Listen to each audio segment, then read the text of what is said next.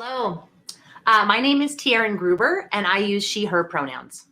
It's my pleasure to welcome you to the Level Up Symposium presented by the Associated Designers of Canada with support from Toaster Lab's Mixed Reality Performance Atelier.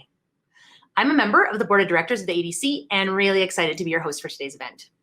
To begin our session today, I would like to acknowledge that I'm currently located on Treaty 6 territory, the traditional lands of First Nations and Métis people. Edmonton, as it is known colonially, is and has been home to a diverse range of Indigenous nations and peoples, including the Cree, Blackfoot, Métis, Nakota Sioux, Iroquois, Dene, Ojibwe, Saulteaux, Anishinaabe, Tsuut'ina, Inuit, and many others. Since time immemorial, this land has been a place for this diverse range of Indigenous peoples to meet and create, and they have enriched this place with their histories, languages, and cultures. As a settler, I have benefited from Indigenous generosity, hospitality, and knowledge, and for that I wish to express my gratitude. In this spirit of gratitude, I would like to acknowledge the support of Canada Council for the Arts, who are our primary funder for the symposium. We are equally grateful to our additional sponsors, IATSE, University of British Columbia, Theatre Alberta, CITT Alberta Chapter, Concordia University, Ryerson University, and York University. Thank you. For your information, all symposium events will be recorded and presented in a freely available archive on our website within a few days of each presentation. Thank you so much for joining us today. You are either watching this Level Up live stream on the Level Up website, levelup.designers.ca, on HowlRound at howlround.com through our partners at Toaster Lab, or on the respective Facebook pages for the ADC or Toaster Lab. Regardless of your viewing platform, embedded on the same page as the video is the chat function in the top right-hand corner of your screen. Just take a little look there to see if you can see the chat bubble. Questions can be asked by clicking on that and inserting your question in the chat function at any time, and they'll be read out by myself to our presenter during the Q&A portion of our session. If you have technical difficulties at any point in this session, please send an email to levelup@designers.ca for immediate support. This event can also be enjoyed through audio and visual access or a combination of both. I will read aloud all questions that we address from the chat, and this information will also appear visually at the bottom of your stream. Visual access is also supported with captioning for all speakers. Today, our second speaker, Ken, who I'll introduce in a moment, his captioning is not functioning, so the captions for Ken's portion will be added when the archive goes live tomorrow. Captioning, as you can see, will generally appear directly below the speaker. If you require technical assistance to support your access, please email levelup@designers.ca for immediate support or to provide much valued feedback following our events. If you enjoy this session, please consider donating any amount to the Associated Designers of Canada to support our National Arts Service Organization achieve its goals in the areas of advocacy, mentorship, and industry promotion. Donation links are available in screen on all viewing platforms, and I hope that you'll consider donating. Thank you so much for your patience with our announcements. That concludes all of our announcements. And today's event can begin. Today's event is Contracts in a Digital Age. It features ADC President Ken Mackenzie. Welcome, Ken. So happy to have you today. Thank you so much. Thank you, Erin. I'm really delighted to be here. Welcome, everybody, to Contracts in a Digital Age. I was prepared, actually, to do so much of that housekeeping and all of those announcements that I'm going to have to skip over a bunch of the text that I have here. But I'm grateful that you took care of it. There were things that I definitely would have missed. So thank you. I'm Ken Mackenzie, everybody. I'm the president of the ADC, as Erin has announced. That is also the newly minted IATSE local ADC 659. The Associated Designers of Canada is a national arts service organization representing the interests of designers in live performance, including set, lighting, costume, sound, and video design. And the ADC is also the producing organization behind the Level Up Symposium. At the ADC, we're all really deeply proud of this event, and I do want to take a moment to shout out the organizers / curators of this event, Erin, who you just saw, and Andrew Scriber and Emily Susanna. They've all done a huge amount of work over a very short amount of time, and they put together an amazing lineup of speakers. I'm sort of the chum of the gang. I'm only here because I'm the president, so I'm really grateful.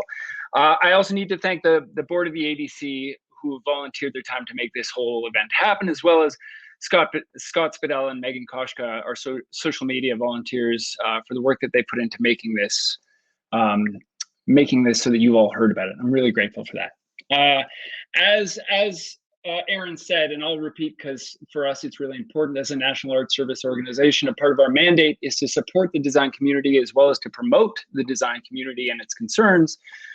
And with the Level Up Symposium, I think that we're providing a timely service, not just for designers, but for the whole performance community. More than ever, we rely on the generosity of sponsorships and donations to continue to provide events like this one. So if you feel that you're able and so inclined, we would direct you to those links on all of your viewing platforms to make a donation and help us continue to support the performing arts and artists in Canada.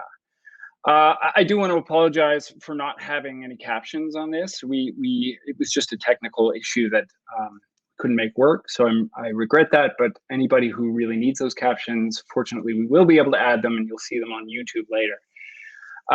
I am going to do my own land acknowledgement to speak to the place that I'm coming from. So I would like to say we are here today, gathered in isolation from across this country, perhaps from across this continent, on the traditional territories of many great nations.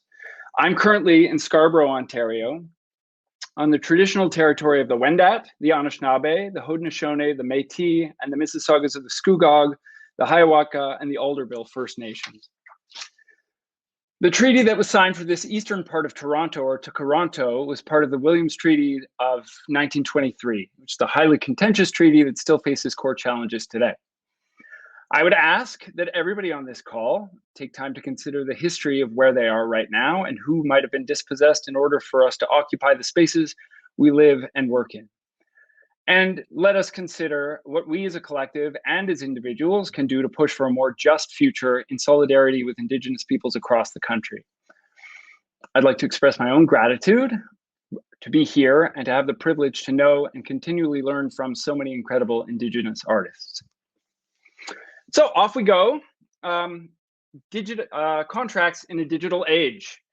Here's how this presentation / discussion is going to go. I'm basically going to recount the narrative of the ADC over the past few months and give some context as to how the pre-COVID contracting of digital and broadcast work has been managed at the ADC, and then talk about how that has evolved, or not, as the case may be, over the past 9 or 10 months. And just to be clear, this is very much in the Canadian professional context. I am aware that we have had some people sign up, maybe not for this talk, but some of our talks, we've had an international audience. So this is very much the Canadian professional context. Hopefully this won't go so far into the weeds that anybody outside of Canada needs like little toothpicks to keep their eyes open. I will talk for probably about a half an hour, and then hopefully we'll generate a bit of discussion on how we move forward in addressing broadcasting and other digital forms of work in the live performance arena. I am joined today and probably later at the Q&A portion by Simon Rossiter, who is the Secretary Treasurer of the ADC and the business agent of the ADC 659. He's a bit of a contractual sharpshooter who will make sure that I don't say anything too misguided, and I'm sure he can weigh in the comments if there's any additional context that he feels is important for me to talk about. So as was explained, we can ask questions in the chat, and if there's anything that needs clarification, please feel free to ask it, and I will expand on anything that isn't clear or needs some new information. Okay, so a pre-pandemic context, the ADC has two, before the pandemic, the ADC had two basic categories of contracts. These made up probably more than 90% of the contracts that we filed. We had the contracts for independent producers on any scale, so from a fringe show all the way up to a Broadway scale show. And then we had PACT contracts. PACT is an acronym for the Professional Association of Canadian Theatres, and they represent a broad swath of theatre companies across the country and a variety of interests. So we negotiate the terms and standards of the contract with PACT every 5 years or so, and the independent contract we don't negotiate with anybody, but we try and align it with PACT fairly closely with a few tweaks here and there to accommodate the independent market. So I'm going to read to you the broadcasting clause that's pulled directly from the ADC Pact standard clauses, which is about a 30-page document. And these are the two paragraphs that pertain most importantly to digital/broadcast work.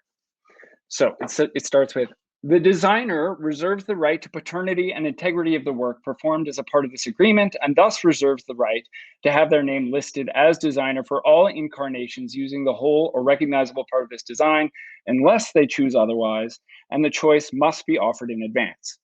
The theater shall not have the right to assign, lease, sell, license, or otherwise use directly or indirectly any of the completed designs of the sets, costumes, lighting, or sound for any use in live performance, motion pictures, video cassettes, television, live broadcasts, simulcast, tapes or film cassettes, or any other image, recording, or transmission process now or hereinafter invented, except as specified in this agreement, without requesting permission and negotiating a royalty payment / license fee of a minimum of 40% of the original fee for such rights contracted use in advance of the new use of the design. Such rights shall not be unreasonably withheld.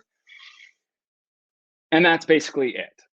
There is a little more language later on in the standard terms that talks about how to use, permissible use in promoting a show, but that's essentially it. And what that boils down to is that whatever your contracted fee for the initial production was, let's say, to make the math really easy, let's say you were hired for $1,000. If they then want to broadcast that show in any way, shape, or form, they owe you an extra $400.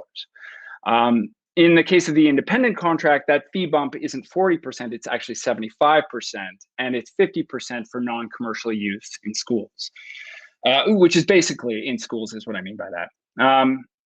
So this is a really broad protection for those rare scenarios before the pandemic when a producer wanted to stream, for instance, directly to a movie theater, or there might be some scenario where they are being picked up and broadcast on either the CBC or maybe Showtime, or there weren't very many scenarios where broadcast was being used, and this is fairly boilerplate language. This text that talks about all of these different kinds of broadcast possibilities. It was a deliberately vague clause that would allow a lot of room to negotiate, but set a bottom line or a starting point when a producer is engaging in broadcast. So that was kind of it before the pandemic. We were aware that there were definitely some shortcomings and limitations to the language, especially where video design and some of the new techniques that are being used that you're seeing in this symposium. We realized that there was a bit of language missing to protect some of those things, and we were actually in the middle of working on that. But then March 2020 happens, COVID hits, everything gets shut down, and everything begins to shift. At the beginning, I think it was within the first 2 weeks of cancellations beginning to happen, we agreed to a request from Pact to waive all the fees that were associated with broadcasting previously recorded material. As long as producers sought the written consent of the designers involved. And that was going to last for a period of about 2.5 months. And it was a deal that was set to expire on August 1st that we could renew if we wanted to renew. What this basically meant, and what producers were really asking for, was they knew that they were canceling shows. Suddenly the end of their seasons were going up in smoke. And they were looking for ways to keep connected with their audiences. And they knew that they have, for instance, a series of archival videos that they've recorded all of their shows. And this is an opportunity maybe to start showing some of those to their audiences to keep them connected. I think what most producers probably saw, because there wasn't a lot of uptake on that, what I think a lot of producers realize, and anybody who's on this call who's watched an archival video would also understand, is that they're kind of unwatchable. You can't really broadcast those in any commercial way and ask people to pay for them. And certainly you can't ask people to come back for another one after they've seen one. So I think it became really clear really quickly that the lockdown that we were facing wasn't going to be a couple of weeks. It was probably going to be much longer. And at the time, I think we were forecasting it wouldn't be at the earliest until about now, until about January or February of 2021, that we would be back at work. That was our best guess at the time, but obviously even that hasn't panned out.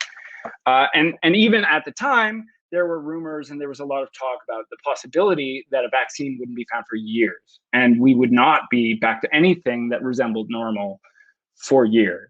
So the shift towards a remote or broadcast model, even if it was temporary, seemed like it was going to become inevitable. So what we did at the ADC is we put together a committee, and the goal of that committee was to discuss what the immediate needs of a digital and broadcast contract would be, and to discuss and sort of take a look around and see what was happening and what were producers planning and what were they thinking about planning for the upcoming fall, which is when we anticipated a bit of a wave of experiments and digital experiments. So I would like to go over or give you guys a bit of an overview of what that committee looked at and discussed, but I'm going to put a bit of a pin into that just so that we can move on with this discussion. We'll come back to what the committee discussed, because I think that might lead us into our own discussion back and forth, and I'll invite questions and thoughts around some of what we discussed. And instead, what I will say is that the committee had put together a long list of considerations of what theater companies were going to start doing, or the way that they might start behaving, and what contracts might look like if producers were starting to behave more like film studios. So then August 1st rolls around and we need to re-up with PACT. But the problem was that we knew that for us to put together any kind of enforceable document with PACT, any kind of new contract that would address broadcasting in a more substantive way, would mean a full tilt negotiation, and it would also mean ratification from both our memberships. And frankly, I don't think that there was any will to go down that road. Not only because PACT had just finished a marathon 3-year negotiation with Equity, and Equity is the organization that represents actors and directors and fight choreographers and dancers and a lot of other people, a lot of the other talent that end up on stage.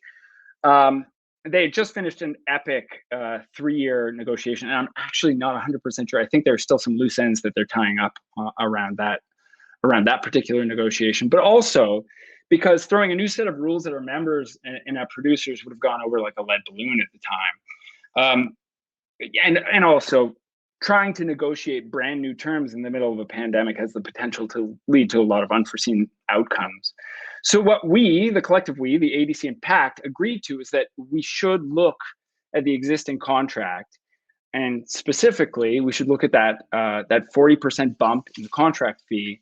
And what we decided we would do is we would issue some clarifying of the details around the edges. We would issue some guidelines to our respective members. So we ended up with the 40% bump, and we ended up with a 40% bump where we articulated some clarification around the ability to sublease, for instance. So if a theater company wanted to produce a show for broadcast and then sublease that show or that design to another company to broadcast in their market, that was something that was not allowed without triggering a renegotiation. So it was possible to do, but not for the 40%. If they were going to do that, they would have to go back to the designer and say, okay, well, we want to offer this to a company on the other coast. How do you feel about that? And then, a renegotiation would ensue. We also had an agreement about the length of the term of the broadcast lease, because all of the broadcast leases before the pandemic were relatively short periods of time. Maybe a week or two in a movie theater, or a 1 or 2 off on TV. But we had theater companies who were planning whole seasons of broadcast material, and so we wanted to make sure that there was at least some end in sight to this, to the lease.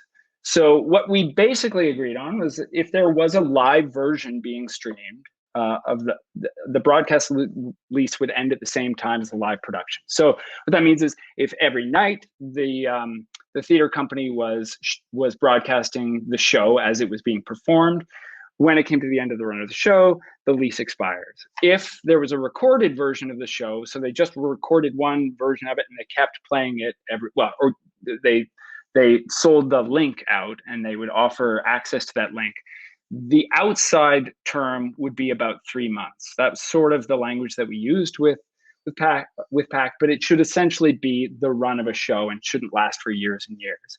After that point, though, once the broadcast lease expires, it can be renewed, and the terms for that renewal are wide open. PAC really wanted to make sure that if there was a renewal of that lease, that they didn't want to box in producers in any way. So any amount of time for any amount of money, so long as the designer and the producer agree to the terms. This is something that in the future we might seek to clarify or codify in some way, but this is, in some ways, it's the Wild West of broadcasting. So this is the way that it is for now.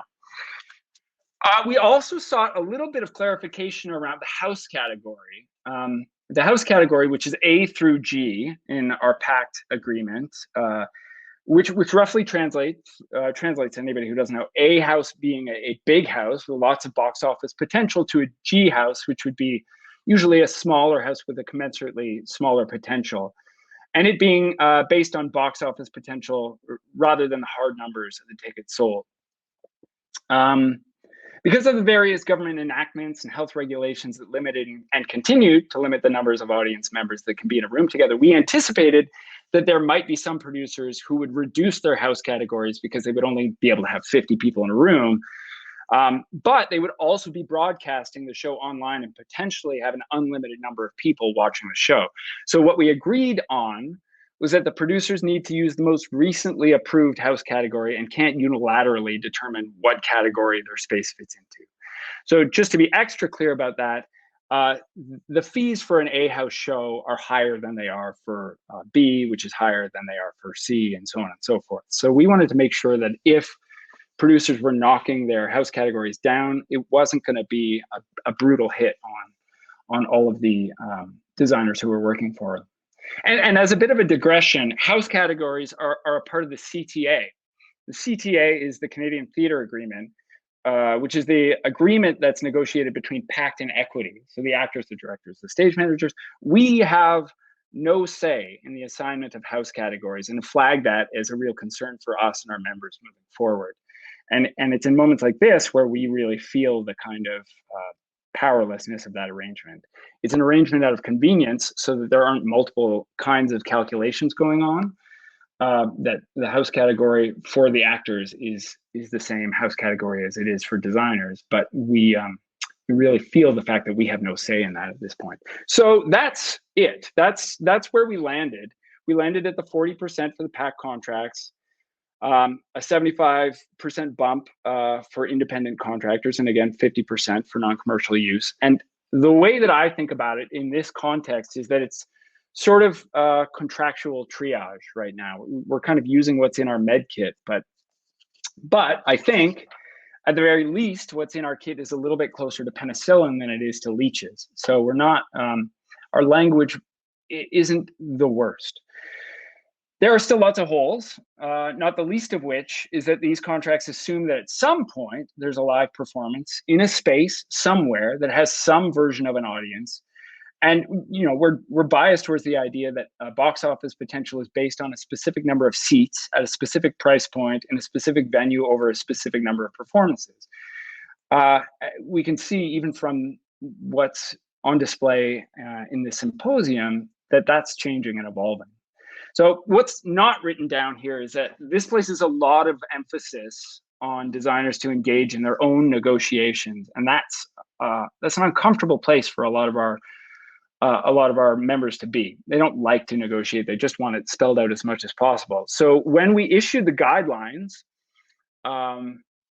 for how to handle broadcast and digital production, we also issued a set of guiding principles that emphasize the need for designers and engagers to be fair and transparent with one another, and that really the goal is for mutual benefit, and that we're hoping that as many producers as possible make it through this pandemic, and likewise that as many designers are able to make it through this pandemic.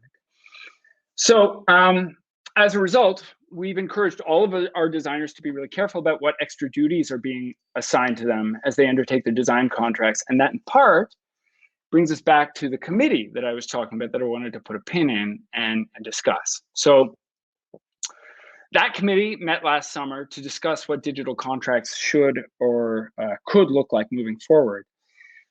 We discussed at length some of the different contract models that already existed, and we discussed companies and artists that are already inhabiting this sphere. And we talked about how this landed us in a world that looked contractually and in a lot of ways on the ground more like film than it does like theater. So a couple of questions of primary concern that came out of that committee that we sort of have been carrying forward with us is increasingly design for live theater, live events and performance is incorporating projection, video, and other digital elements with content created by the designer. But this opens up many new questions, like what are the terms of use for this content?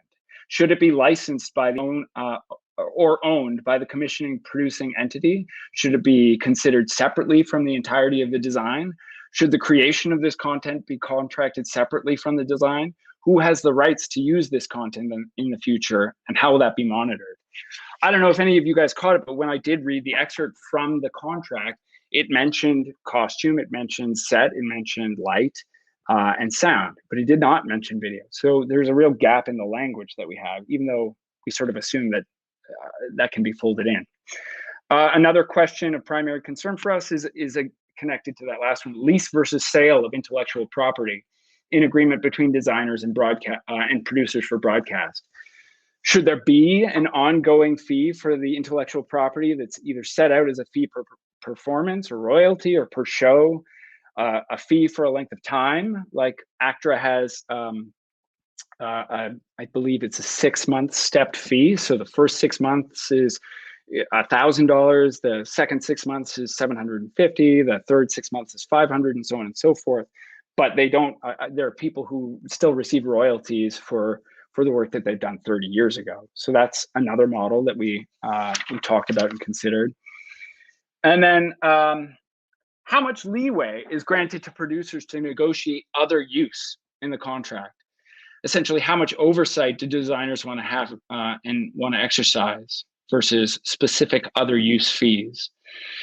So there are lots of different ways to present over the internet and in broadcast. And so, how is there a dollar value attached to each of these new models of presentation? And then the intellectual property protections for recordings and new media. There is going to be a whole separate presentation by Kim Pertel, I believe in early February, on intellectual property. And so I'm not going to go too far into the weeds, but I'll just say this. The language used to ensure a designer's ownership of their design is clearly defined and should reasonably be understood to include digital media. However, to avoid any misunderstandings, wording could be developed to specifically identify digital media created for a design and to anticipate future technologies that have yet to be developed. Existing penalties and unauthorized use or licensing of a design should be equally applied to digital elements. While ownership of the design remains with the designer, ownership of recordings made of a production remain with the engager. As the use of digital media and recordings evolve, as well as the associated technology, further language and enforcement may be needed to clarify and protect ownership. So another thing that, another set of things that the committee discussed, bearing all of these questions in mind as we sort of move forward, is that we tried to anticipate the different models of production that there might be. And so a couple of the models that we hypothesized at the time, and they've sort of borne out, but one of the things that we're finding is that everything is a little bit different. Each production is sort of coming together in its own way. So I'll just rattle off, I think, a few of these different models and explain them a little bit so you have an idea of what else we were thinking about. the first model is this Saturday Night Live model. And what that means is that we anticipated that there might be a live version of a show that has an audience in a theater or, you know, in some sort of venue, and it's being broadcast at the same time. So there might be lots of implications for all of the departments, but essentially this looks like theater on film. This looks like just something that's got a camera in front of it. And we talked about whether or not there was a preference for the camera or a preference for the audience, and what's the most important part of that. But, you know, that was one of the models that we talked about. Then there's the soundstage model, which doesn't anticipate having an audience. This is where a live piece of theater is filmed and perhaps edited in a way that is directed specifically, geared specifically or solely for the camera. So we wondered whether or not, we talked about this and the different kinds of contracts that might elicit. And then we had a hybrid. We talked about there probably being hybrids of those things, less intrusive to the audience, potentially a couple of cameras, and, you know, lots of sound gear. I mean, I think all of these for broadcasting involve a lot of sound. And then of course, like, we're sort of incrementally taking steps down here. And then the next model that we anticipated was the archival, which I already spoke about a little bit, which is the idea being that it's a single fixed feed and board mixed audio. We did think that there was a possibility that you could upgrade that if you really paid attention as a producer and you made sure that you set the camera in a useful place and you paid maybe special attention to the sound, that you might be able to get something watchable out of that. But that was something we didn't anticipate seeing a lot of.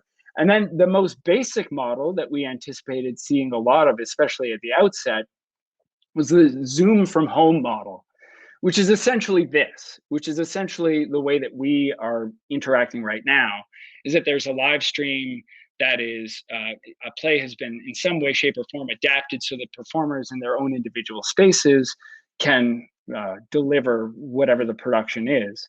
And, you know, that could go in any number of ways. There's a really interesting thing that the same Kim Purtell, who's the vice president of the ADC, is working on right now, where she's doing a lighting design remotely from home. The lighting board is at her place, and so she's controlling the lighting at each of the actors' individual spaces. It's a lot more complex than that, but that's an interesting version, I think, of what might begin to happen. And then the last version, the last model that we anticipated might start to pop up would be the no design. So no design at all, or what producers might call no design. And the reason that we wanted to flag that is we wanted to make sure, if that's happening, that in fact there is no design that's happening. That if it's designed by other means, like actors are suddenly designing their own costumes or doing their own lighting design, that was something that we really wanted to keep track of and be aware of. The other thing that was considered by the committee, and this is where I would invite anybody to weigh in on anything that they've heard at this point or any questions that they have. But I think this is where I'm really interested to hear from people who are listening, if they have any questions. But we identified a bunch of additional duties, because I think what we wanted to think about was ways that designers could begin to claw back a little bit of their income. The thinking here was that there's going to be a lot less work around, and we've sort of cultivated this culture of working in which most of us who work as designers work one job after the next job after the next job, and they're all back to back, and sometimes they're overlapping. That is not the environment that we're working in right now. So we hope to present all designers and producers with a list of extra duties that could conceivably be taken on for an extra cost. So the strategy there was, okay, well, this is above and beyond what I normally do in my theatrical contract, but maybe I can make a little bit of extra money if, as a scenic designer, for instance, I begin storyboarding all of the camera shots. If I'm taking more time to do camera tests on some of the scenic and prop elements. And for costume designers, the same thing, making sure that the costumes look the way that you expect them to look on camera. and being aware that HD detail involves a certain level of detail that doesn't necessarily have to go into a stage show that's seen from a real distance.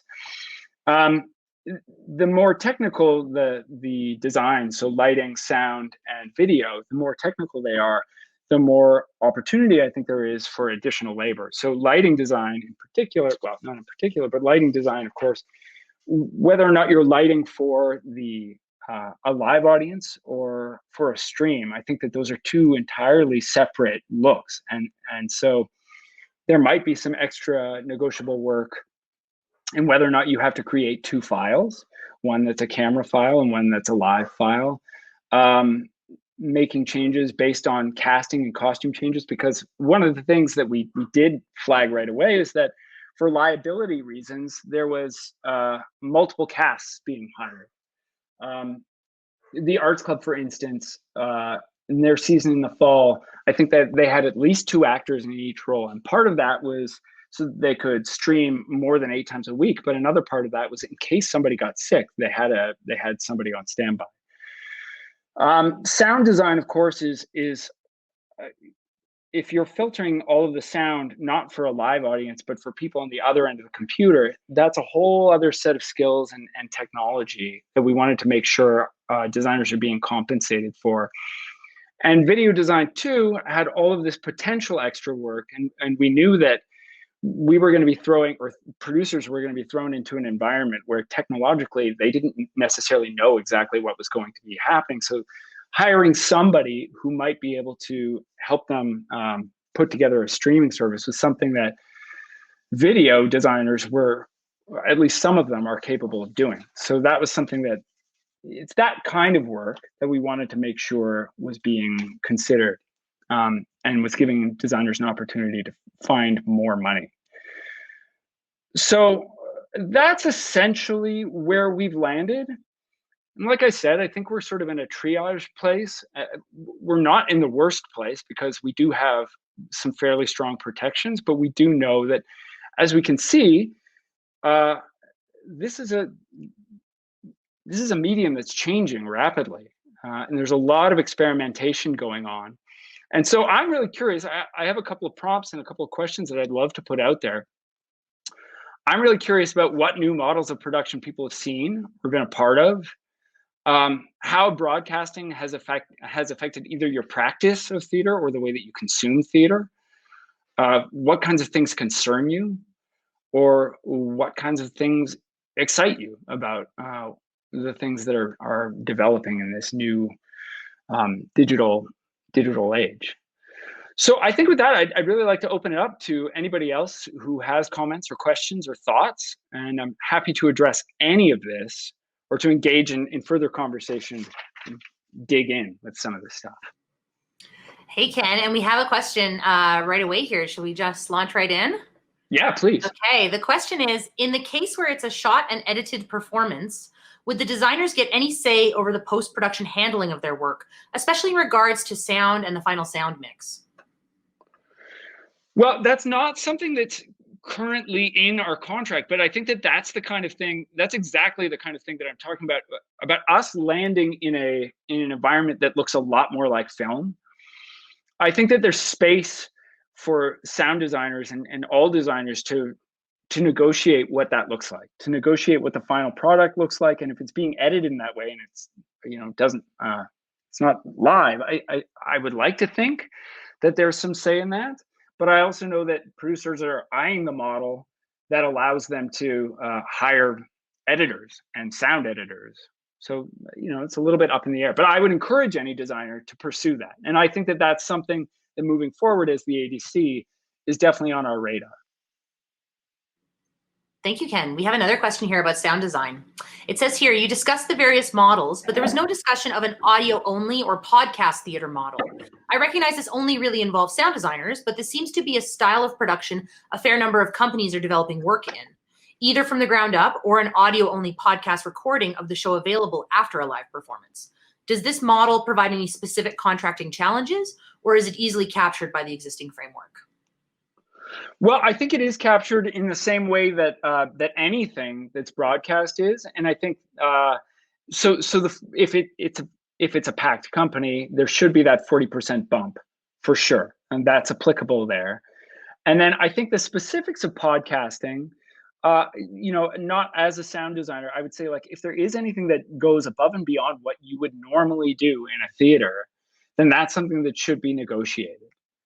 That shouldn't be taken for granted and should be clearly understood. And so I certainly encourage people, like I said, we're putting a lot of our designers right now in positions they don't necessarily like to be in because they don't want to have to negotiate all of those details. This is a bit of a learning curve for a lot of people. And I think that we're happy to encourage that. It's really tough for us to give specific advice, but I think that is definitely something that should be talked about. In a podcast, I think just because it's sound doesn't mean that all of these same rules don't apply. Yeah, it's important to think too, specifically for our members who are looking at page 2 of their contract, never to leave that additional services number blank. It's more important now than ever, I think, to even list there some of the anticipated additional services producers might be asking you to do and make it very clear that that's going to go above and beyond the initial ask or the initial fee. And that can be difficult to sort of see into the future, but I think it serves us all to sort of try and look forward and think, what might we be asked to do? A question here from our audience. How would this differ for TYA, which is Theater for Young Audiences, if a show was pre-recorded or done live for schools? Would it just rely on the length of the run? How would that be different?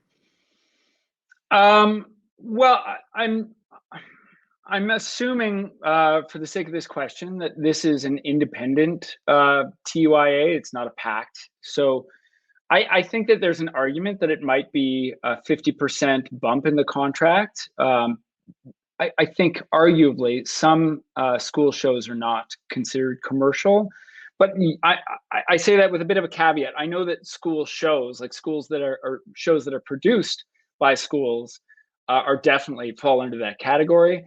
I think some TYA companies, it's a little, I would have to look into it a little bit more closely.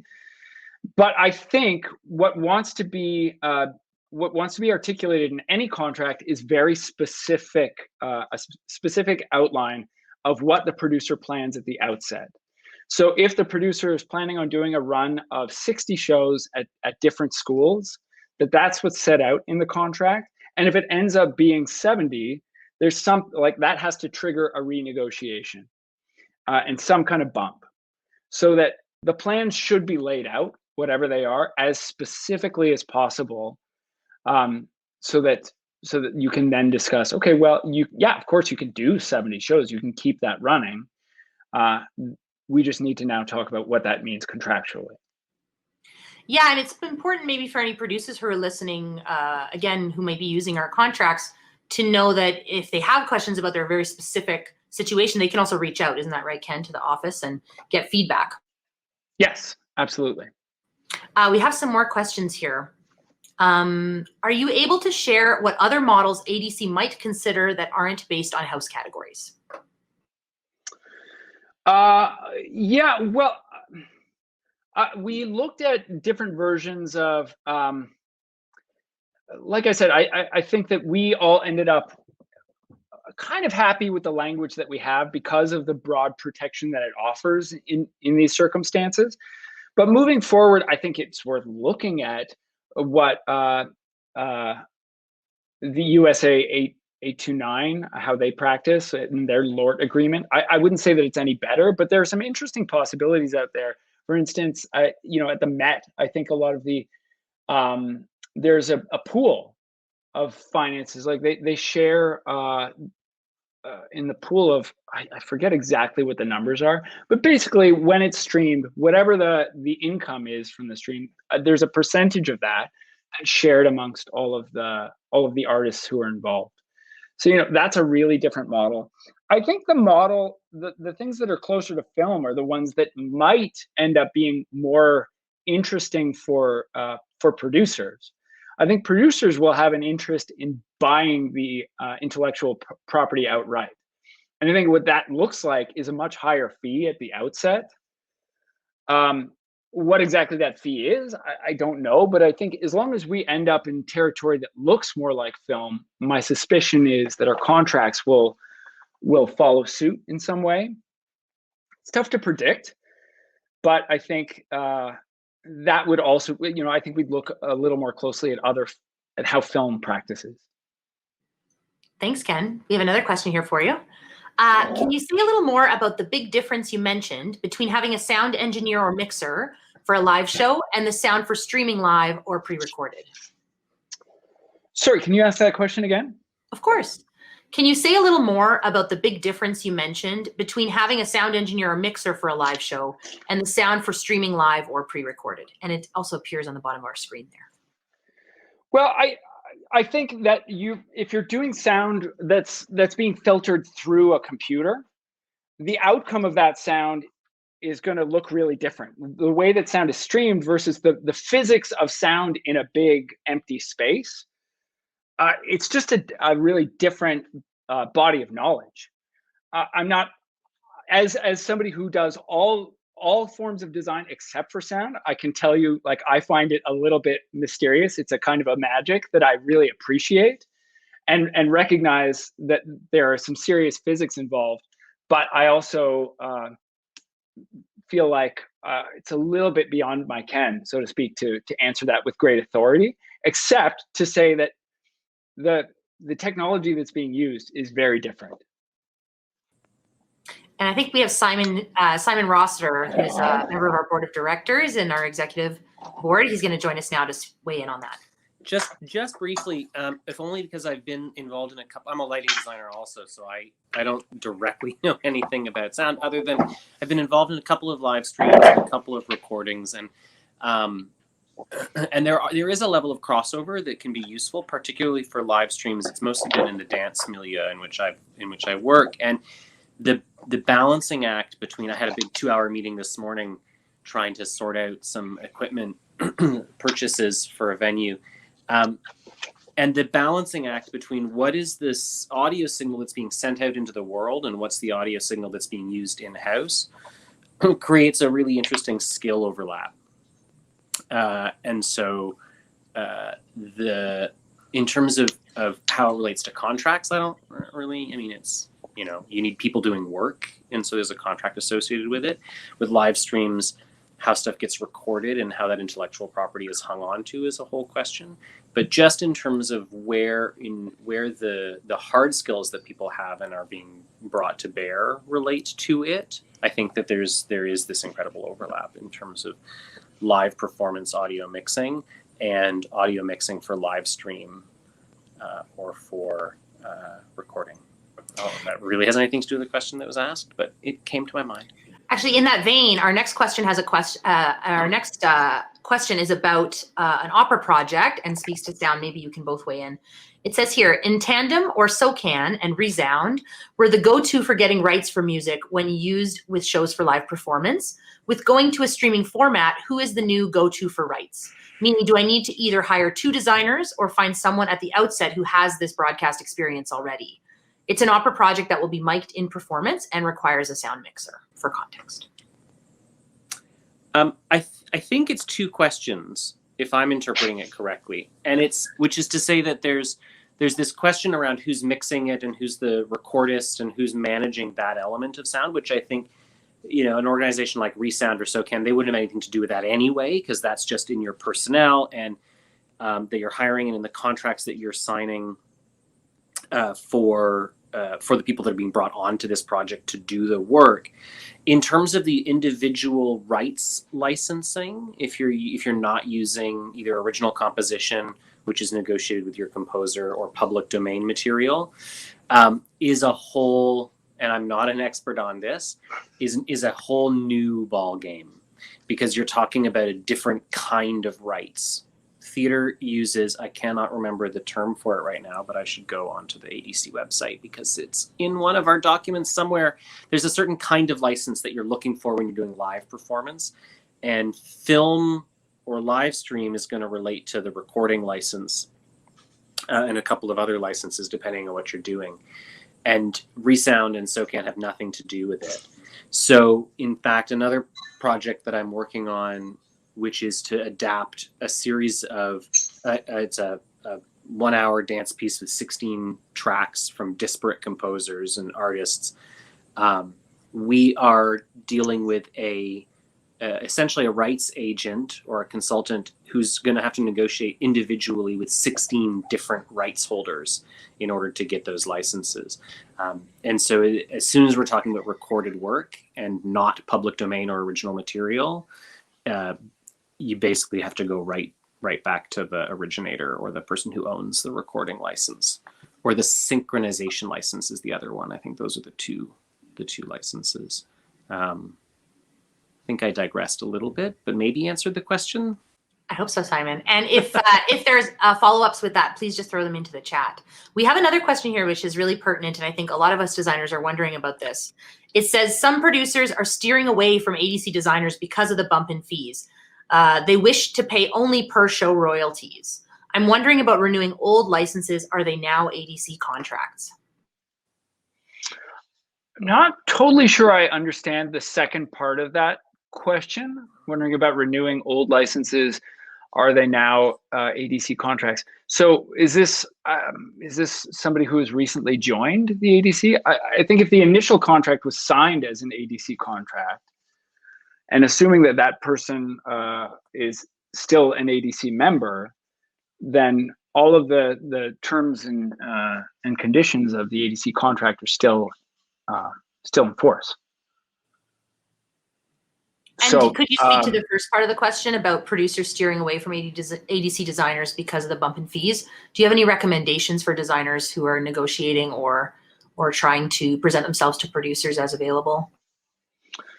Well, I think that this is something that philosophically, we get into this territory that I was talking about a little bit before. There are lots of considerations here, but I think I do believe that producers have an obligation to support the industry. We know that through Heritage and through the CCA, the Canada Council, they have issued statements saying that money that is meant to go to the artists is supposed to go through those organizations. And so to keep artists afloat and make sure that there are still artists at the end of this, we in fact need to be making sure that we're paying people a decent wage. And I actually think that 40% bump is not going to get a lot of artists back to the income that they used to have. I would say, that's unfortunate if there are producers who feel that way, but I do think there is a moral obligation to make sure that people are being paid a decent wage. And to the people who are presenting themselves as being able to take those, I think that we want to advocate for everybody. And so hopefully those people aren't undercutting themselves in the long run. It's an important advocacy consideration too, and something that we've talked within our community of members and non-members of, advocating for the next person coming along. So even if you aren't a member, not being willing to sign contracts that undercut the community or undercut your own potential for income, just because it is such a challenging time. In a way, as a member or a non-member, we all have to exhibit a bit of stamina and solidarity at this time, hey? And I think one of the things that you sort of highlight in there, Aaron, that's important is, that same argument could have been made 10 years ago, 20 years ago, 30 years ago about the ADC with regard to a live show, which is to say, well, why would I go to the ADC? I can offer somebody $5 to do a show if they're not a member. And the question of solidarity and the question of how do we work together as a community of artists to ensure that artists are being paid fair living wages, it demands a degree to which we stand up and say, no, this is a fair rate for us to be paid and a fair recognition of the value of the time and effort and commitment that we're putting in and of the intellectual property that we're licensing to the producer. And I think one of the things that's really important to acknowledge is that as designers, we are creating something that is integral to that work and that we have an ownership stake in. And that's something Kim will talk about in I was going to say next week, but it's in a couple of weeks, I guess, is that it's important for designers to be aware of the value of that stake, of the thing that they have created and that belongs to them.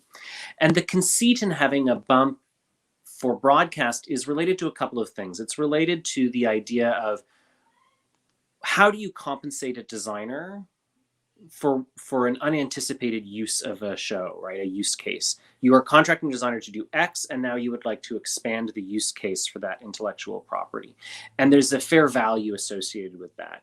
And I think one of the things that's notable in the contract that Ken sort of walked through at the beginning is that what we don't do is determine the time frame, for example, of the use case articulated by that 40%, right? So we leave that open to the designer to be able to negotiate what is the reasonable acceptable term that recognizes this additional use.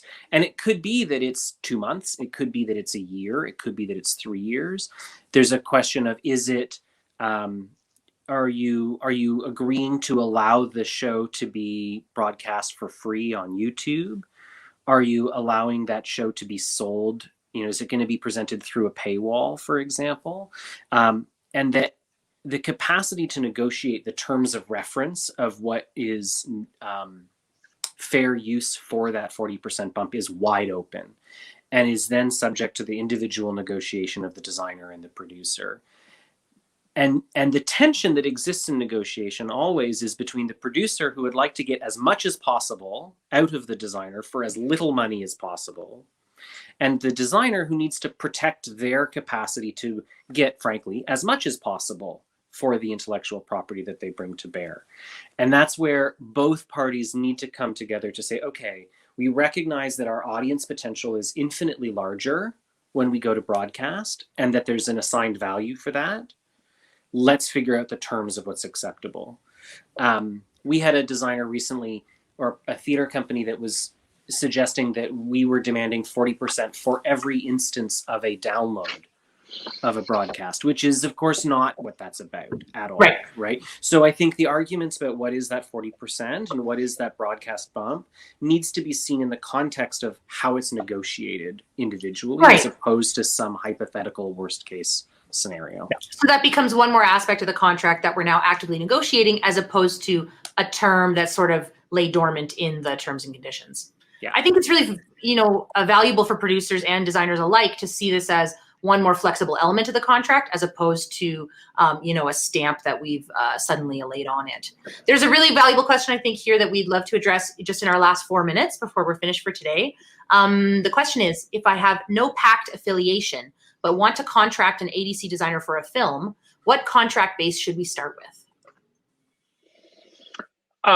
That's a good question. I think certainly it would be one of the independent contracts, but the way that we measure those independent contracts is budget related. So I think would be where I'd take my cue, is depending on the budget of the film itself, it would be either the Indie Contract 1, which I believe is below the it's the reverse. Indie Contract 2 is below $50,000. Indie Contract 1 is above $50,000. Yeah. So, and certainly if what you're doing is contracting exclusively for the purposes of making a film, and you have any questions about how a contract may apply or what are the ways in which it can be used, certainly reaching out to the designer, reaching out to the ADC office in terms of asking questions about how to make use of that contract is something that we're happy to have those conversations and happy to sort out. We are also navigating uncharted waters and trying to understand how the existing language that we've had for many, many, many decades in some cases can be used in this new world, right? So we're not immovable objects, because we are also figuring this stuff out. Yeah, absolutely. And so thank you so much to producers and designers alike who attended today. And if you have any questions about the contract or the specific situation in which you're producing, I hope that you will reach out to the ADC office at adc@designers.ca. Or if you wish to phone the office, you can find our contact information at designers.ca. And as I'm just about to wrap up, is there any final word either of you would like to share with anyone before we wrap up? No, I think I would reiterate everything that's already been said. You can reach out to the ADC office if you have further questions or thoughts about the presentation or thoughts about how to move forward. I would also like to thank Aaron. Thank you very much. And Simon, thanks for hopping on and answering a couple of questions. And Emily and Andrew, again, I'd want to thank both of them as well.